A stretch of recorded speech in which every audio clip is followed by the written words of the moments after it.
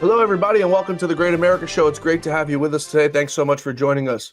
I want to begin today's show with sending our condolences and prayers to the families of those 67 so tragically killed last night in Washington, D.C., when that commercial American Airlines airliner was collided with by a military U.S. Army Black Hawk. Three killed in that and 64 killed in the passenger airliner. I'm still not sure what happened. Investigation underway, but what we do know is 67 confirmed dead. The first major tragic airline incident since 2009. We pray for those families who were so tragically taken away, not able to go home to their loved ones last night. So our thoughts and prayers are with you all and the families of those three military members. Today's episode, folks, we're going to be talking about the border, something that we often talk about on this show. It's not often talked about in the mainstream media, which is why we cover it so heavily on this show. Deportation raids are underway across all major blue cities and some red cities across America, taking out the worst criminals in this country. President Trump this week floating the idea and apparently moving forward with reopening Guantanamo Bay. We're also hearing from Donald Trump Jr. About maybe opening Alcatraz once again to home some of those illegals as we wait to deport them. Our guest today is Victor Avila. He's a former supervisory special agent with ICE.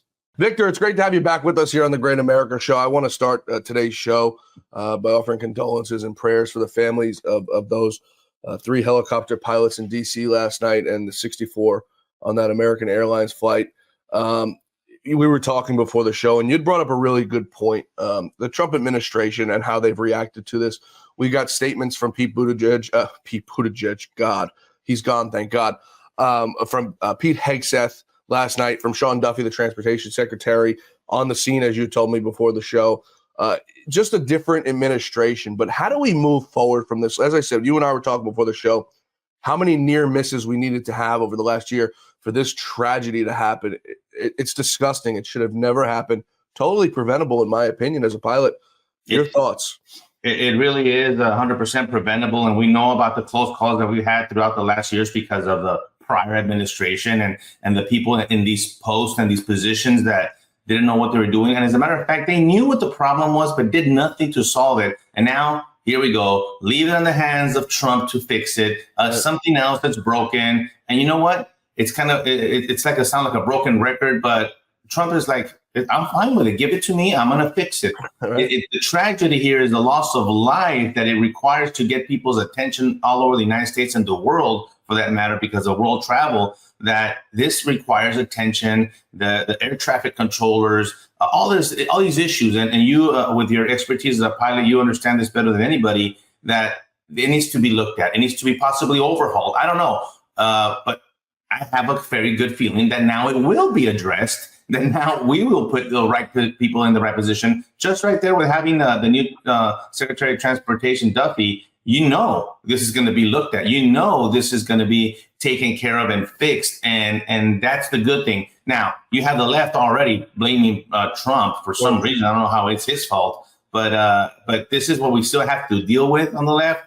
But I think the American people are confident that the new administration, I mean, like you said, they're on the scene. They're talking to the American people. When did you have the Secretary of Defense put out a video telling you what he's doing? No, they never did. They're telling you in real time, President Trump's going to have a press conference and address the people immediately, not 6, 8, 10 days later after a tragedy. Right now, he's on top of it. And that's what we look forward to with this and many other issues happening at the same time. Yeah, you're right. We got reaction right away. Caroline Leavitt was on Fox News, said the president was and you know what, President Trump, some say it's to his own demise. I disagree. I think it's excellent. He uses Twitter. He knows how to use Twitter. The guy's awake like 18, 19 hours a day. The guy doesn't sleep, knows what's going on. And you know what? You don't get, Victor, you don't get some BS press statement written up by some 18-year-old kid working in the White House drafting press statements. You get it right from President Trump himself. And when you read his tweets, you know right away, this man wrote this thing. Sometimes there's grammatical errors, which tells you the guy's human like the rest of us. but you're getting it right from his mouth. You get it from his standpoint on where it is. You'd mentioned about a point that we need to fix, and I was talking to you before the show about this. When I was in college, I went to an aviation college. Midway through college, this started in the Obama administration. They got rid of college requirements for people who wanted to be air traffic controllers. Victor, I'd argue with you, an air traffic controller is just as important as a doctor, maybe if not more important. You know, you have flights with 64 people, you have flights with 350 people, you have Air Force One, you have other dignitaries. Go down the list of people who are in the air flying at any given point. You even got Taylor Swift out there. It's these people's responsibility, Victor, to keep separation. Radio frequencies are different. If you're in the military, if you're a civilian, you're not on the same radio frequencies most times. So it's up to them to keep separation from you. You know, if you're in the clouds, it's up to them. They have the world at their hands. Their job's more important than a pilot. Yet, under the Obama administration, we found it was necessary to take away the college degree requirement and hire people off the streets, hoping to find some DEI hires. Now, I'm not saying this incident or this air traffic controller or this lady who was on at the time is part of that problem, but generally, Victor, this is where this country has went. We've gotten rid of merit-based hiring, and we've went to this, you're black, you're Asian, you're Hispanic, we're going to hire you. You're white, you're not getting hired. You're a female, we won't hire you. You're a male, we'll hire you. How do we get away from that? Because as we said, Victor, how many near misses do we need to have? And it's not just air travel, it's trains. We saw what happened in East Palestine. Right. It's boats, it's everything. It's across the board, Victor, these issues. These the identity crisis, right? Let me tell you, I agree with you so much on this. And I never use what people, when I ran for Congress, and I never mentioned ever my heritage or anything, because I didn't want to be selected for that. I wanted to be selected because of my merit, because of my experience, because of my ideology, but all that. And I think we have to go back to that. This kind of goes back to the school systems and the school boards, the same thing. You know, your teacher really needs to look like you. Like my son can't identify with his teacher because his teacher looks different. I don't care. My parents didn't care. My parents didn't. They cared that the teacher was the best teacher available to teach their children. We want the best air traffic controller. If they happen to be black, great. If they're Asian, if they're white, great. That's where I think we're going to go back. And you already heard President Trump mention the word merit. We're going to go back to that. As a matter of fact, he's starting to do it. What's the deadline? February 6th, I think, for all these federal employees. Yes. Get out. Let's go. Here's your payout. Get out, because we're going to clean house. Obviously, you have been taking advantage of the federal government and the fleecing of America, taking a paycheck from your home because you're babysitting now your kids. And guess what? I'm surprised that there's a lot of people that are actually going to take this. They don't want to come back to the office and work Monday through Friday, 8 to 5. What the, in my case, that never applied because I worked odd hours as law enforcement. You work weekends and Thursdays and Tuesdays. They're all the same to me. But and I knew that going into this profession. My family knew that. And so it was, first of all, it was a dedication aspect of it. You understood what your job was going to be. Imagine as a law enforcement agent, and believe me, we have a lot of them that, well, I got to go do this personal thing, but you have this personal professional responsibility as a police officer or as an agent. And there's a lot of conflict. Like you forgot that you signed up. As a matter of fact, we have a mobility agreement that we have to sign that at any moment, the government, based on their needs, could move you from one city to another. And agents seem to forget about that. Well, that's what you signed up for. And I bring that experience to tell people that, listen, we got to go back to merit. We got to go back to integrity. We got to go back to education. We got to put all that together and fill these positions that are going to make the hard, right decisions instead of the easy, wrong one. So you're telling me it's not in the nation's best interest or the state's best interest for a Border Patrol agent to be working from home, Victor? Right. I'm not buying that. Let me tell you, we had HSI, special agents where I worked, working from home for a long time. And I'm like, wait a minute, I never solved the case from my house. I worked from my house a lot when I came from the office because I had worked a 16-hour day, and I'm still logging on to my laptop because I have a poll cam up looking at the stash house, and I have the computer next to me as I'm taking the shower and see if I see any activity. That's how I continue to work, and technically still on the clock. So it wasn't because of or an exception to. No, I worked in both places. Yeah, common sense, Victor. It seems is not so common anymore. I asked, I had on the show yesterday a man by the name of John Lonsky. He's a brilliant economist. And I'm going to ask you the same question because he couldn't answer it. I can't answer it. And I want to know someone who can. Why do we still have on job applications and I often say this on the show, I invite all of you listeners out here to go look at a job application for Netflix. Go look at any position you want to get hired for there and look at the questions they ask you. But among them is your race, your ethnicity.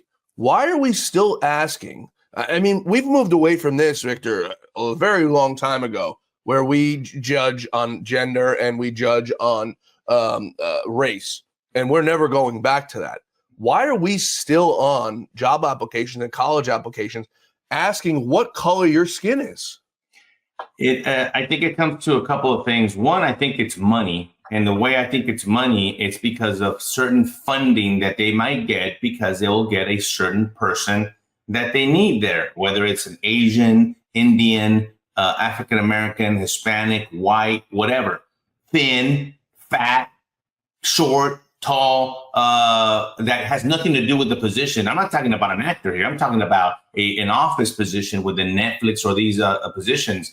And yeah, I've seen those. I tell you, I have my daughter applying for jobs right now, and she's about to get her MBA. I know exactly what you're talking about. None of this matters. What they should be mattering is what kind of grades are you getting? What kind of internships did you do? What kind of, all this other stuff that matters to what you're going to be applying for in that position. I think money is one. And obviously, the bigger picture is ideology, right? We have been brainwashed for a long time, especially from the left.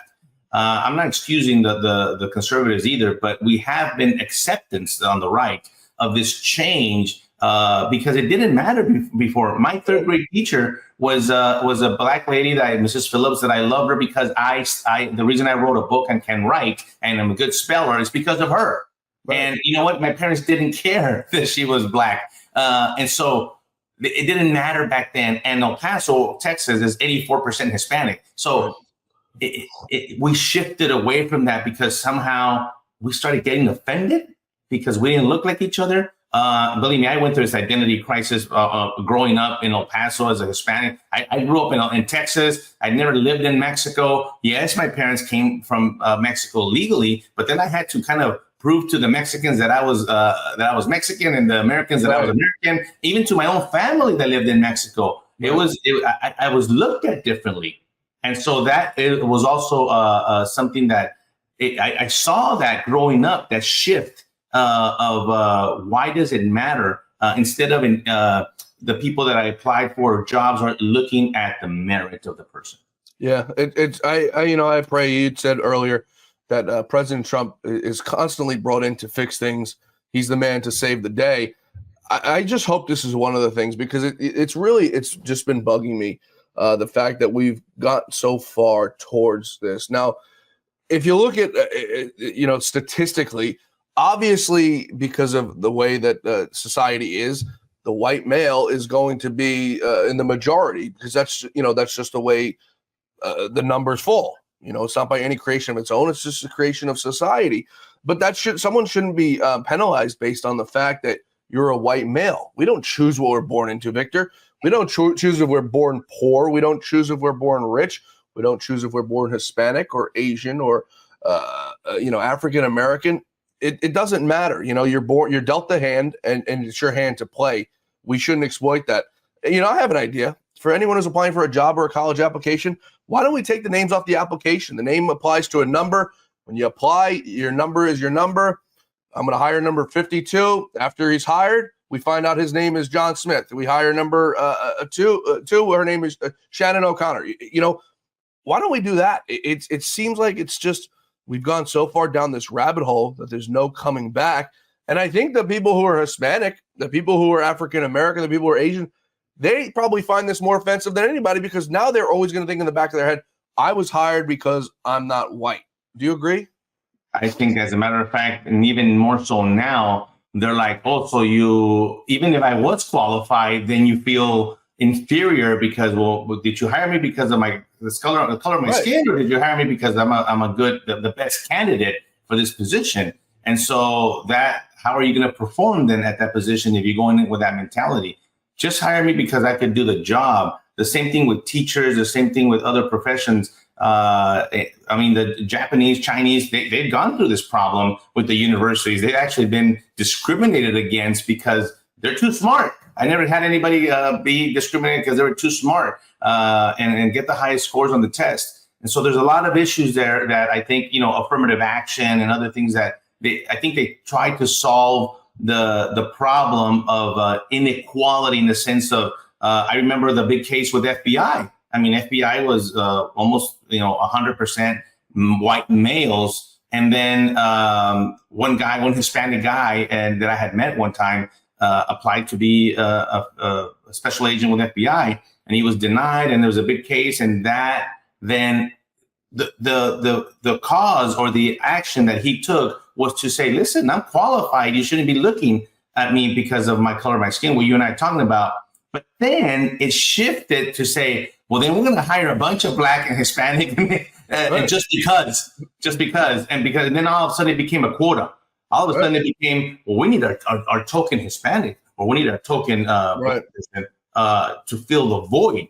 And that's not what this was about. This was about, hey, just give us the opportunity to show you that we're also qualified. And by the way, Victor, for anyone listening, I'm not advocating that these departments should be all white males.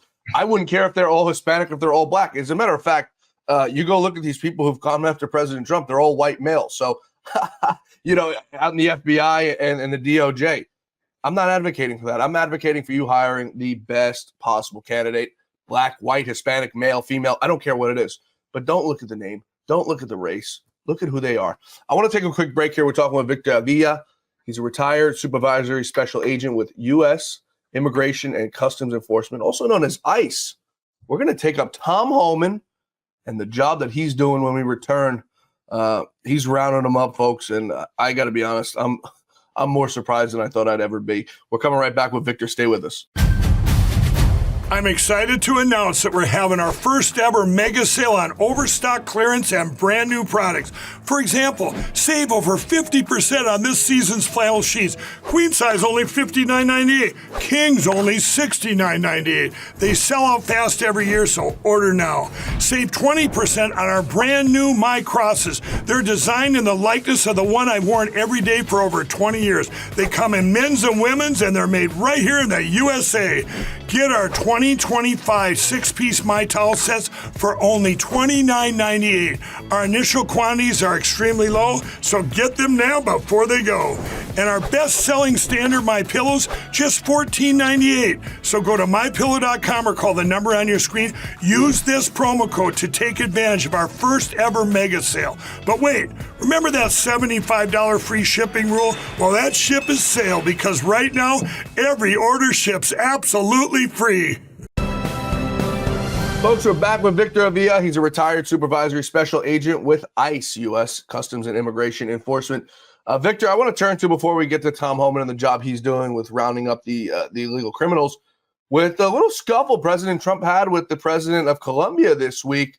I told everyone yesterday, for everyone who doesn't know, this is the Colombian president. He's a socialist.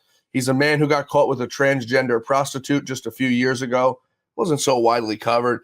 But yet this is the big tough guy who sent our planes back with migrants that belong to him, criminals that belong back to him that were sent here from him.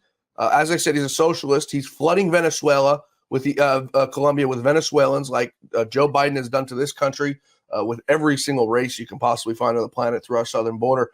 Victor, I want to get your thoughts. Is it President Trump's first test as commander-in-chief with the power of the tariff? Well, what's the old saying? You mess with the bull, you get the horns, right? Boy, did we see the horns! And let me tell you, I was watching it live as it was unfolding, because the message just came out right away, and I was cheering, and I was like, this is leadership. This is what we have been lacking: strength, leadership, conviction, all those good words that describe President Trump and the administration that you're not going to bully us anymore. We're not going to take this from anyone, especially Colombia. And then it took about an hour. And then all of a sudden it all switched to weight. But it wasn't so much that the tariffs, because a lot of people are saying, he threatened tariffs. It's the other things that he threatened in that statement that he said, one was going to take and revoke all of the visas of the Colombians in the United States, like in the U.S. Embassy and diplomats. Yeah. They're going to be gone. And who has these visas? Who comes to the United States from Colombia? The oligarchs, the multimillionaires and billionaires that have their children here at Stanford and University of Miami and all that. And they're like, well, wait a minute. I think they're the ones that actually called their own president and said, what are you doing, man? We have our kids over here. We're not going to be able to come visit them. And I don't think they realized that. I read somewhere that he might have been doing this, at 3 a.m, possibly drunk and doubting himself, or he didn't know what he was getting himself into. But I'm glad it happened because he kind of broke the ice of, we knew it was going to happen. We didn't know who was going to do it first. I thought maybe Mexico, because Mexico was pushing back a little bit, but they actually have been cooperating, believe it or not. And then, so it's Colombia. I'm telling you what's going to happen here. This is going to happen, but it's going to happen with a local mayor or a governor in our own country. You're going to see one of them is going to get very, very courageous and impede. I'm not talking about ignoring and we're not going to help ICE and Tom Homan has said this, we don't care if you don't help us, we're going to go do it anyway. But if you get in our way, then you're going to see consequences of finding yourself in handcuffs. And so I think that someone either in Chicago, Denver, I don't know where, maybe Portland California is going to say, no, we're going to stand in front of ICE agents and maybe a protest or something, and people are going to get hooked up. Yeah, I think you're absolutely right. You mentioned the 3 a.m. thing. I think we've all learned a lesson. I haven't learned it. I haven't been on the receiving end of it, but these people have. Don't mess with Trump at 3 o'clock in the morning or 4 o'clock in the morning. It's his prime time hours. You stay away from that man. It was so funny to see, Victor. You have idiots like AOC, some of these other liberals coming out here. Oh, well, we get all of our coffee from Colombia. First of all, that's not true, number one. I invite everyone to go look at where your coffee's made. I can guarantee you probably 8 out of 10 of you guys listening, it's not in Colombia. You're going to be surprised to where it's from. So I want you guys to tweet me on Twitter when you check where your coffee's made and let me know because it's probably not going to be Colombia. So she comes out here about the Colombian coffee, and then she comes out. By the way, Colombian coffee is amazing, but it is delicious. But then the flowers, Victor. Where are we going to get our flowers for our nurseries? They come from Colombia. They're going to put tariffs. Valentine's Day is around the corner. All these women were so upset their boyfriends were going to get the flowers up here in the Northeast. There's nothing growing because it's cold as heck. But it's these people don't realize, Victor. You had mentioned Canada and Mexico. The tariffs actually go into effect on Saturday for February 1st for Canada and Mexico. Justin Trudeau is pooping his pants right now because he doesn't know how he's going to be able to stimulate his economy. He had mentioned he's resigning. Yeah. Their whole parliamentary procedure, it sort of freezes him. It doesn't allow them to do anything until the end of March. So he wants to do some COVID-style bailouts. They're in trouble. You've got the president of Mexico, Sheinbaum, who's talking like this big tough woman. She's owned by the cartels. Trump's not playing the games anymore. We heard about in the first administration from Mark Esper that Trump wanted to blow up the drug facilities. I think that's on the table. We see Guantanamo Bay, Victor, is opening back up. Donald Trump Jr. is floating the idea of opening back up Alcatraz. What's easier than getting LA has a massive illegal migration problem. San Francisco, another one. What's easier than putting these guys in boats and shipping them out to Alcatraz? You want to come to this country illegally, you're going to pay the price. I got to tell you a couple of things. One, the AOC thing. The left didn't realize after they lost so dramatically on November 5th is that we don't care. We don't care about the coffee. Let's say all the coffee did come from Colombia. We still wouldn't care because we're putting America first. They don't get it to their thick heads that's why they lost the election, that the American people are like, just take care of us, defend us, protect us. And that's what we want. And when they see President Trump stepping up and doing that for the American people, he does it for everybody, by the way. They still don't get it. We don't care. So the same thing with Mexico, the avocados. Well, we don't care. I mean, if it's going to come down to it, well, we are willing to sacrifice at this point. whatever it takes to take our country back. That's one thing. Now, when it comes to the incarceration, when I saw that Guantanamo Bay thing, oh my goodness, I was like, yes, listen, we have some bad people. I was just being texted this morning about two potential illegal aliens in custody in Chicago on murder charges.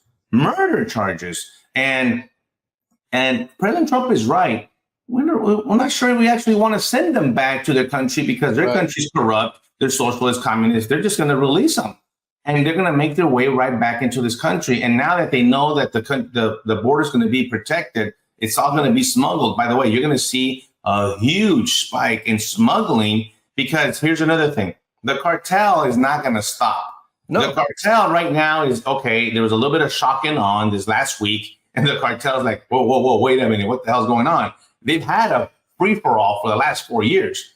And they don't like it. The cartel has always incorporated their loads and that they lose and the money all incorporated as part of their businesses. But they've actually been on ahead of it because they haven't been suffering that many, seizures and stuff. But you're going to see, especially at the ports of entry, a tremendous amount of spike in seizures. And it's all going to be smuggling now because they're not going to be able to turn themselves in. But that doesn't mean that they're going to stop. They need to bring the fentanyl is piling up, by the way, in Mexico. It's piling up and the bodies have to move and the drugs have to move. And there's going to be a response. I'm telling you, I don't like it, but the cartel is not going to go down and take it. They will respond. As a matter of fact, they shot at our border agents a couple of days ago down in South Texas. So this is very concerning. That's why I like the military on the border, the Marines, because as an American, I need that backup from the military. Obviously, our border agents are not that. Our border agents are concerned with the processing and deporting of illegal agents and illegal immigrants and interdicting these people, right? We need the military because, yes, the cartels are heavily armed. Yes, they do have military-grade weapons. And yes, they're very dangerous. Yes, they can shoot down a helicopter from the air. So we do have to give them the credit where it merits there for them. They're dangerous. But can our U.S. military take them on? In a heartbeat, and we'll destroy them in an hour. But they're forcing us to make that decision. And I think we will start with possibly taking out these precision attacks on these so-called 100 super labs in Mexico. Real quick before I react to that, some people aren't going to go looking back at the coffee thing. Just to give you guys the idea, 55% of our coffee in America comes from Brazil and Vietnam. Just 8%, Victor, comes from Colombia. So they can take their coffee and you know what to do with it. Because like you said, people don't care. They really just don't care anymore because the cost of the American lifestyle and the American freedoms is worth way more than a 50% attack on coffee from Colombia. So take your coffee and keep it, Colombia. We don't want it. As to the cartels, the only thing these guys are going to respond to, Victor, is force. Some countries, Trudeau and Sheinbaum and the president of Colombia, these guys, you can talk to them and you can use force of words with them because they know that there's an action behind it. These cartel guys, you're absolutely right. They're going to start shooting. They've already started shooting. What's next? Is it going to be missiles? We've heard reports of missiles coming through our southern border. Drones. Drone missiles is another one. So what's next? Are we supposed to wait and sit back and wait for these people to come and start using incredible force and taking out masses of Border Patrol agents? I don't think so. I think President Trump knows just exactly where those drug cartel centers are, where these people are harbored. I think we got to start using force on them. I really just don't think there's another way. As we spoke about in the first segment, Victor, we had to wait for a tragedy in the air to happen for us to open our eyes. Are we going to sit here and wait for, God forbid, and I pray this doesn't happen, 1 or 2 or 10 or 15 or 20 Border Patrol agents to be killed before we say, okay, it's time to use force? Because these guys, Victor, you know better than anybody, these drug cartel members, they do not give a damn if they go down swinging. They'll take 10 of you. They'll go down. They don't care. These are people that cut people's heads off, cold blood in the middle of a city. They don't care. They don't have a heart. They don't have a conscience. So what's your thinking? Should we start using force before it's too late to send a message that we're not playing around? So we've actually already started with a designation of foreign terrorist organizations. And let me tell you, that is big because now it gives us the authority, the DOD resources. And as a matter of fact, I think that's why the military is down there. And I think the military that's staging down there, even though right now it might be in a supportive role, I think that role can be immediately switched into an offensive role and a full-blown, military type of operation. But also, I think it's right now it's in the back burner, right? Right now, I think we have it there at a moment's notice when we need it. Not quite. I don't want any tragedies to happen either, but we're going to start picking up these people. And I'm talking about gang members and illegals that are dealing with now terrorist organizations, the Sinaloa cartel, Cartel Jalisco New Generation. Well, you know what? They're categorized just as ISIS. And you can't be in Chicago talking to ISIS because you can't. It's against the law. So now that's where we're going to be putting these people in Guantanamo Bay. And so you have the Latin Kings, you have all these other gangs that are dealing with the fentanyl and the meth and all that. Well, they're going to realize you're financing a terrorist organization and you cannot do that. We get to go pick you up. And it's a very different due process because now you're a terrorist and you're financing a terrorist. So, we're not going to put you in Cook County jail. Right. We're taking you to Cuba. Then we have plenty of space over there. And so I think a lot of these gangs and a lot of these people that work throughout the United States, by the way, they work in over 40 countries abroad, that work with these cartels that are highly sophisticated are going to stop working with them. They're going to say, hey, my cousin so-and-so got picked up because he was selling drugs for the Sinaloa cartel. I'm not going to do it. I'm not going to work with them. I'm out.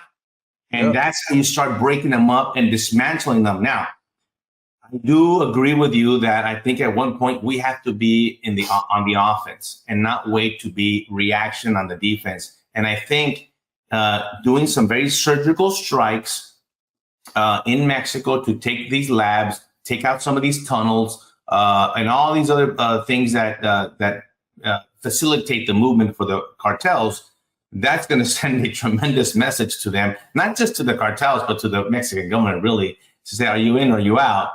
So publicly, Mexico is saying, oh, we're not going to allow the United States to violate our sovereignty, blah, blah, blah.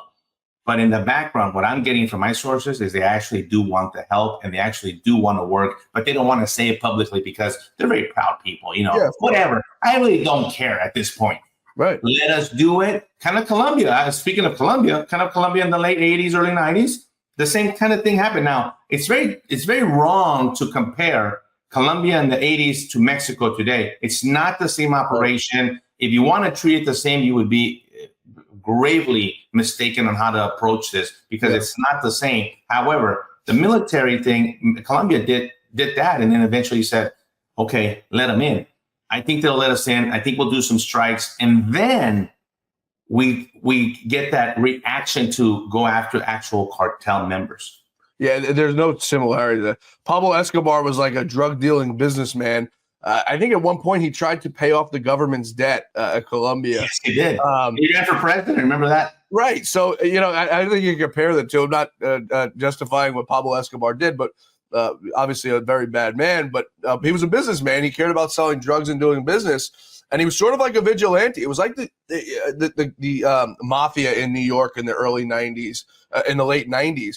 They wanted to do their business, but they kept the streets safe. There was really no crime on the streets when the mafia was around. And I'm not parading these people by any means, but it's just the way that it worked. They patrolled the streets and they kept the streets safe because they were running their own businesses. It was the same thing Pablo Escobar was doing in Colombia. He kept the place safe because he was running his drug business. He wanted no problems. He wanted everything to be okay, and everything was okay.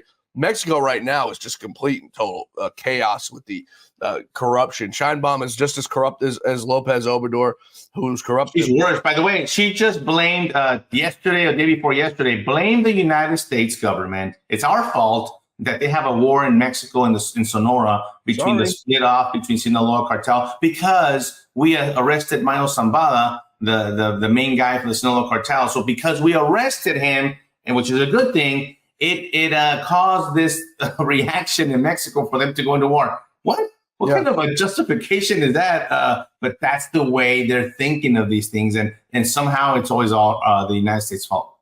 Yeah, it's unbelievable. Nobody takes accountability, Victor. Everyone points the finger at the next guy, Own it. Own it and fix it. It's so simple. That's what we do as adults, Victor. At a certain age, I was taught that I have to start taking accountabilities for my action, and I can't blame my buddy, or I can't blame the teacher. I can't blame my dog for eating my homework. That's something I learned, Victor, at a very young age, that some of these people who are 40, 50, 60 years old still haven't learned. It's pathetic and it's sad. We're coming right back. I want to take one more quick break. We're talking with Victor Avila. He's retired supervisory special agent with ICE. Victor, when we return, I have an idea. I want to bounce off of you and see what you think of it. I also want to go a little bit further into, you had mentioned these sanctuary cities and these mayors protecting these illegals, helping them to evade ICE.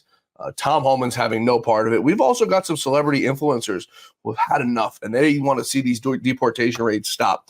Coming right back with Victor, folks. Stay with us. I'm excited to announce that we're having our first ever mega sale on overstock clearance and brand new products. For example, save over 50% on this season's flannel sheets. Queen size only $59.98. Kings only $69.98. They sell out fast every year, so order now. Save 20% on our brand new My Crosses. They're designed in the likeness of the one I've worn every day for over 20 years. They come in men's and women's, and they're made right here in the USA. Get our 2025 six-piece My Towel sets for only $29.98. Our initial quantities are extremely low, so get them now before they go. And our best-selling standard My Pillows, just $14.98. So go to mypillow.com or call the number on your screen. Use this promo code to take advantage of our first ever mega sale. But wait, remember that $75 free shipping rule? Well, that ship is sailed, because right now, every order ships absolutely free. Folks, we're back. We're talking with Victor Avila. He's a retired supervisory special agent with ICE. Victor, I got an idea. Why don't we go into these cities, and this may be an idea for Tom Homan, and find some of these guys who are gangbangers who haven't yet killed anybody, who are on the brink, who can maybe be swayed into becoming a decent person and not a gangbanger anymore, and turn them into informants. We've done it overseas. We've used the CIA as informants. Right here in America, this FBI right now knows all too well about planting informants into places, as they did with the Trump campaign everywhere. Is that a possibility?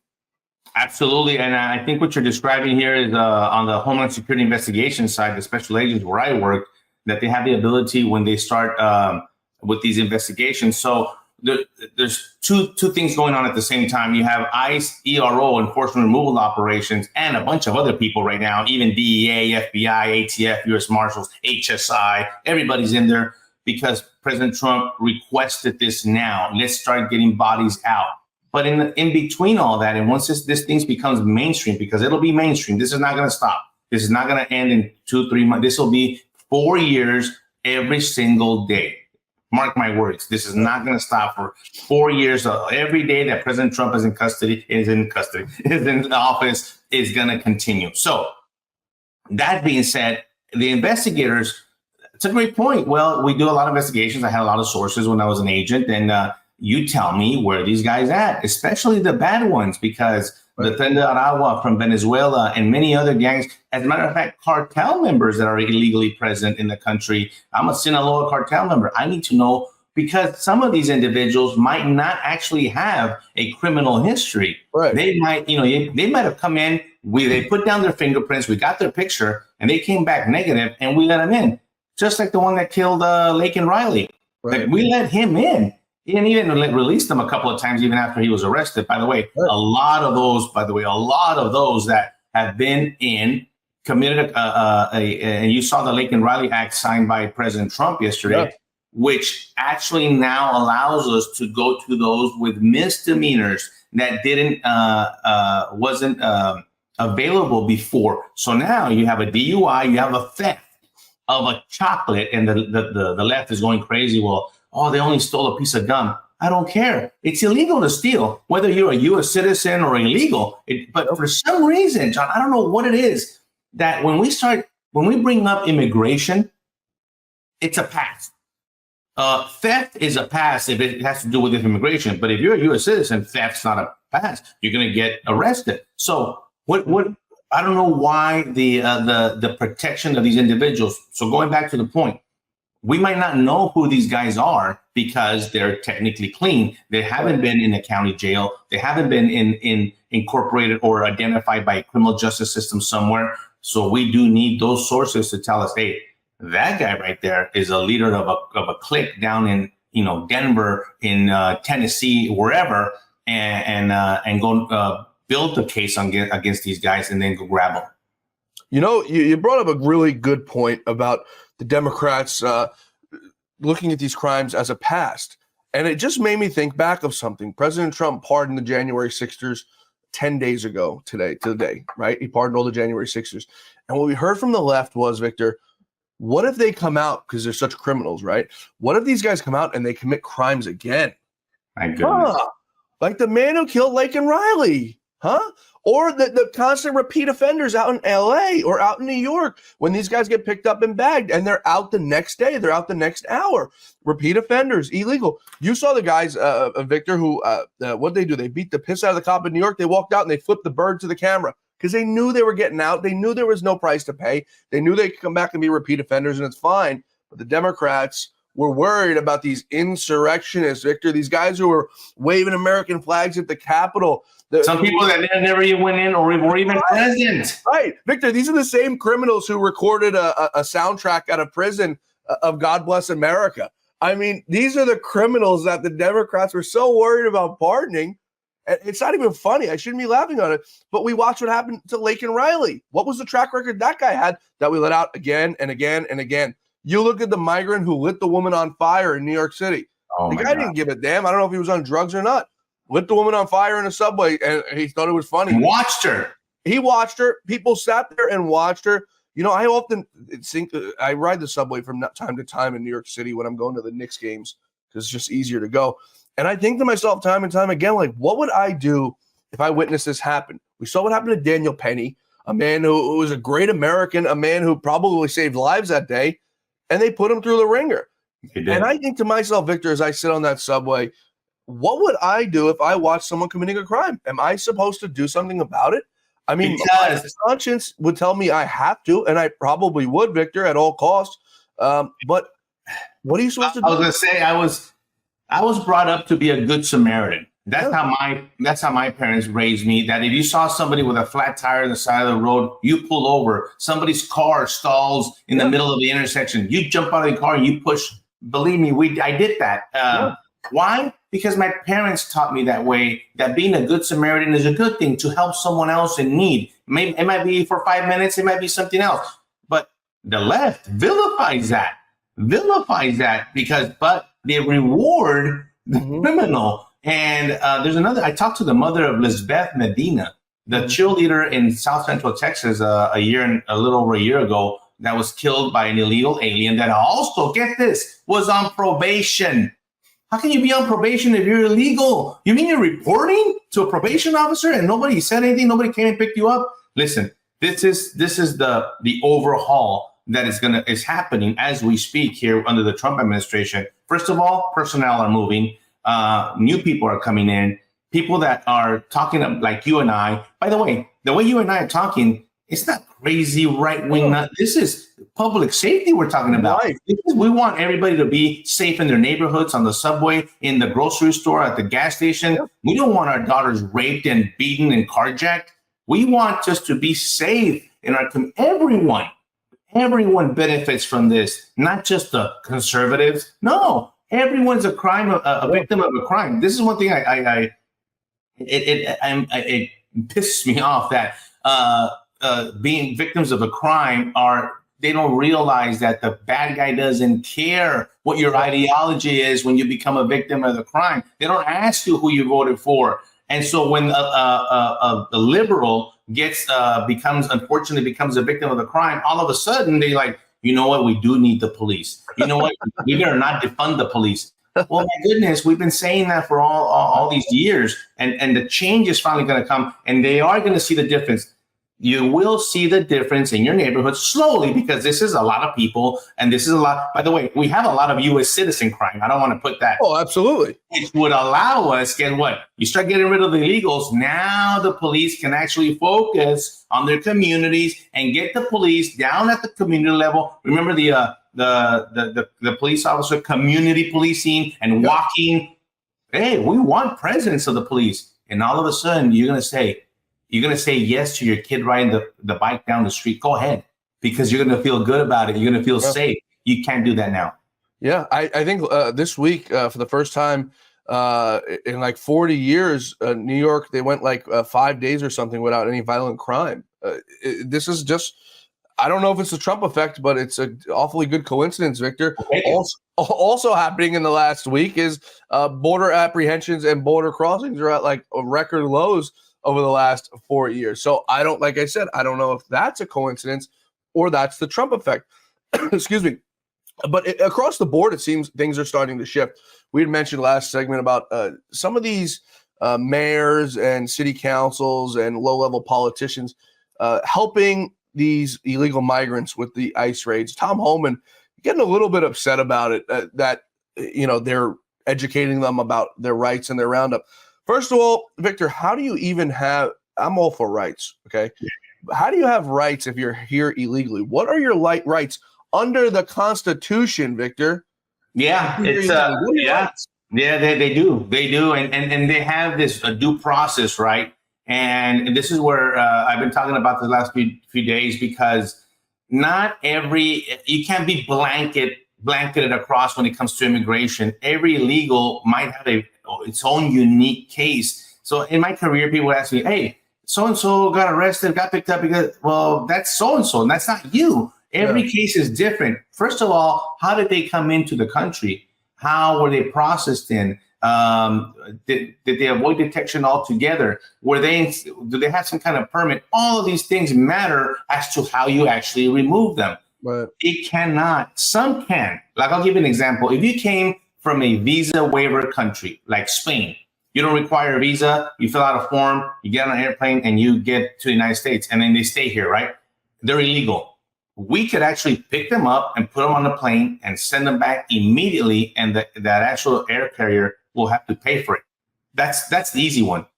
That's a non-visa. It's a visa waiver country. Right. Everybody else has to go through a process. You have to go through an expedited removal, a voluntary return, or a notice to appear in front of an immigration judge. So what happens is that's why you need detention beds to hold the people, because you're not going to be able, from the moment you get them in New York or Chicago, or wherever. We are going to start busing them, by the way. You're going to see buses and you're going to see airplanes down to the facilities along the border in El Paso. And by the way, I've been a big advocate to use the facilities that the Biden administration built, these soft-sided facilities, and I've been inside of them. Well, now instead of processing centers, they're detention facilities, and there's thousands of beds there. We have 30,000 more coming up in Cuba. And there's a bunch of, believe me, I've been getting the calls. There's contractors, they're ready. We're going to have beds, and we're going to start filling them up pretty quickly. And then your process starts. In my experience, most illegals are going to choose to leave right then and there, fill out the paperwork, and get a different removal. Not everyone is deported. I know we use that word a lot, but they're removed under very different circumstances. Some are going to say, no, I'm going to stay in custody for 6 weeks, 8 weeks, until I see a year or whenever, because it's so backlogged, until I see an immigration judge. Okay, so they decide that, and then they'll go. That's the kind of the process in a nutshell. And so that's why we need beds to hold people. But there's a big difference between Tren de Aragua gang member, right? Yeah. And the poor migrant that came here to work. You can't put them in the same cell. You can't because the Biden administration did that. They put a 17-year-old male with an 11-year-old little girl in the same tank. What the heck do you think was going to happen? The 11-year-old girl was raped in the facility. So the Trump administration, with the people like Tom Homan and others that they're going to put in these positions, know better, know about putting people in different and designating them. Well, as soon as you go into any jail, any facility, the first thing they're going to do is they're going to be designated. Are you going to general population? Are you a Crip? Are you a Blood? What are you? And then they separate you. That's what we need to do. And so that gets a little bit more complicated to start the removal process. But you're going to see these numbers that you already seen this week. They're going to only go up higher on a daily basis. Yeah, Tom Homan's not happy with those numbers, by the way. He says we're not doing a good job with these deportations. But I take your point, but I don't think we're going to experience that right now because from what I understand, and you correct me if I'm wrong, the people we're deporting right now, we're getting the hell out of here, are the worst of the worst, the real criminals. You're not going to get the guy who overstayed a visa right now. You're not going to get the guy. Not yet. Right. Now, right. Exactly. You've had several hundred because the illegal is hanging out with the target that we're after. So don't hang out with the target that has he's a prior deport or has a criminal conviction, right? If he's your cousin, I'm sorry, stay away from your cousin because now that you brought a great point. That right there is the biggest change. Mayorkas said that being in the country illegally is not enough to pick you up. Let me tell you right now, that does no longer exist. That no longer is the truth. That's why they call them collaterals. They call them collaterals. Well, if I'm and by the way, questioning U.S. citizens, and I think in New Jersey, there was an issue with a veteran that, listen, I want people to understand, as a policeman, as a federal agent, when I go look for Joe Blow, and Joe Blow is amongst 10 people, I need to interview everybody. I don't care if you're a U.S. citizen or not. I have the right to talk to whoever I want. And so who cares? Now the left says, oh, we can't have an ICE officer or an ICE agent question the U.S. citizen. Yes, we can. We can question whoever we want because I'm determining alienage of each person so I could get to the target. But then if I found my target, and what about you? Well, you're also illegal. Now we're going to hook you up to, and you're going to go into custody. That's the biggest difference that the under this administration is that they kind of took that part of the discretion from the officer. You got to go, man. You're right here. You're illegal. Yeah. You're going to go. Even though you might not be the target, you're going to go. Real two quick things I want to, before we wrap up here, get with you. We're not getting word that U.S. consulate has sent out a travel warning over cartel explosives in Mexico. I mean, this is what we had just spoken about, that it's going to start happening in Reynosa, which is up on the border of, what would that be, like South Padre Brownsville area. I mean, these guys are next level, Victor. These aren't your guys selling dime bags of cocaine and weed on the street corner. These are real. That's exactly what they are. We need to start treating them like them, and I think President Trump is going to. Before we wrap up, Selena Gomez, prominent, what did you call her, an actress? I think she started as an actress. She's a singer now, crying about these deportation raids. Was she crying when Laken Riley was brutally murdered? Was she crying when constantly across this country people are murdered by gang members? Was she crying when that lady was set on fire on the train? Was she crying when someone's daughter overdosed on fentanyl? Was she crying when someone's son overdosed on fentanyl, Victor? These people are so out of touch with reality. It angers me, and it's very hard to anger me, Victor, but it angers me. That angered me. And the way she was crying, my goodness, she thought it was her family member that died. And it angers me because I'm a big advocate for the victims. Why didn't she go and visit Lisbeth Medina that I just mentioned, which is very close to where she lives? She's from Texas. By the way, she's an American. I think one of her parents is American. One of them abandoned them. This lady has absolutely nothing in common with what's happening here in reality. She said, my people? Who the heck do you think your people are? Your people are United States citizens that are here in this country legally. We're not talking about them.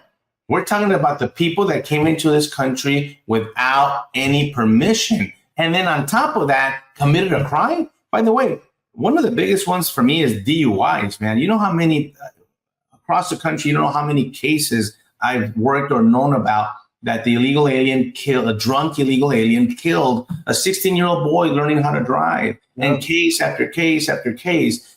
In Denver, there was a guy that was arrested 15 times. Illegal alien, 15 times for DUI. Eventually, Colorado changed the law to mimic somewhat of Texas, that at least in Texas, after the third one, it's a felony. I think in Colorado, it's after the fifth one. But my goodness, New York, it's a second. Where's Selena Gomez when it comes to them?